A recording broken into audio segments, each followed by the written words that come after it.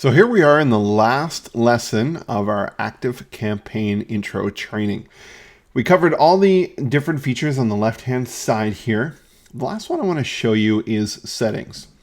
At the very bottom, if we go click on this, in here we've got the different options. So who's the main user, what's the email account, what's your signature, your time zone, and things of that nature. And your password. You can obviously change your password at this point within this part of the application. Under addresses, in here it's going to be the address of the business. So if you need to update that, you can go ahead and do that within this option.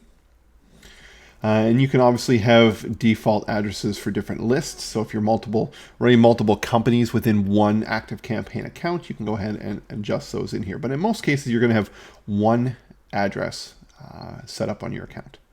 Users, let's say you need to add another user. You can go ahead in here and you can add those different users in here. And you can have, I think it's up to 25 users under the basic version.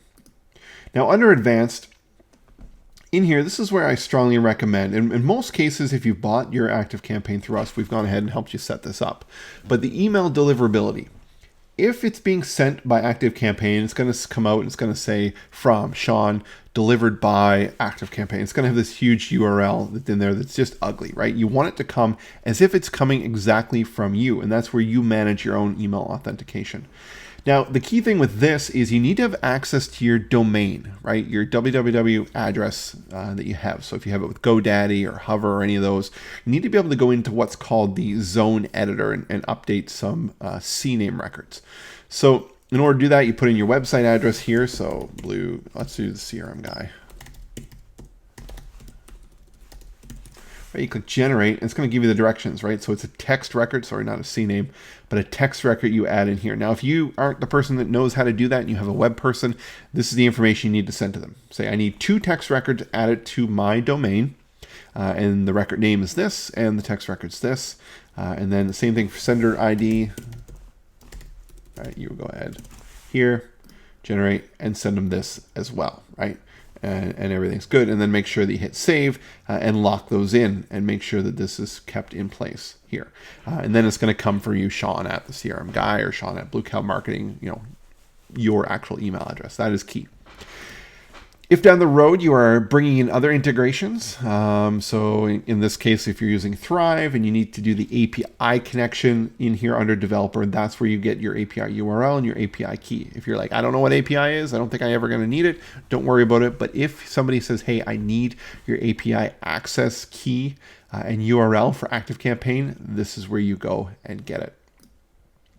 Under tracking, if you turn on site tracking, you're then going to be able to go ahead and put in your domain, and then it's going to give you some tracking code that you can go ahead and put on your website. Now, the key behind that is seeing where your contacts are actually going on your website.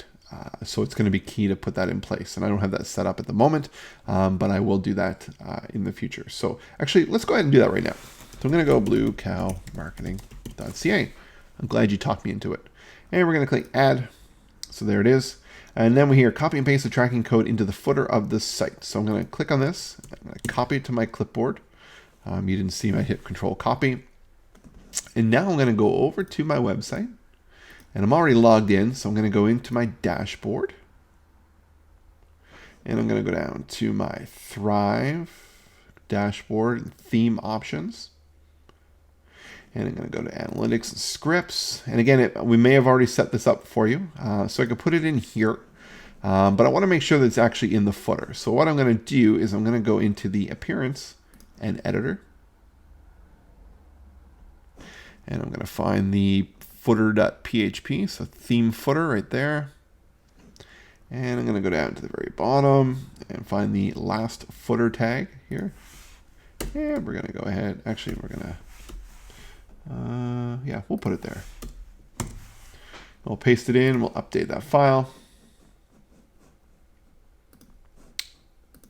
We'll come back here and we'll save those settings.